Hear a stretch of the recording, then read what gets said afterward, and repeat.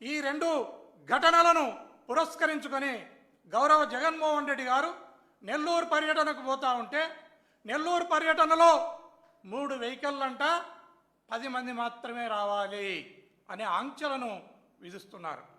అయ్యా, జగన్మోహన్ రెడ్డి గారు అంటేనే జనం. ఆయన వచ్చినారంటే వరదల్లాగా వరద బారినట్టు జనం వస్తారనేది ఈ ప్రభుత్వానికి తెలుసు.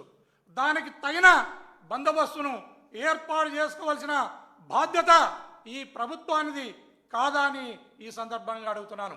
ఇంకా కొంతమంది పోలీస్ ఆఫీసర్లు అనేక రకాల రిస్ట్రిక్షన్స్ను ఆయన సభలకు ఆయన బయటకు పోయినప్పుడు ఆయనను చూడడానికి రాకుండా నిలువరించాలి అని కొంతమంది పోలీస్ ఆఫీసర్లను ఈ ప్రభుత్వం ఉసిగొల్పుతా ఉంది, పురిగొల్పుతా ఉంది.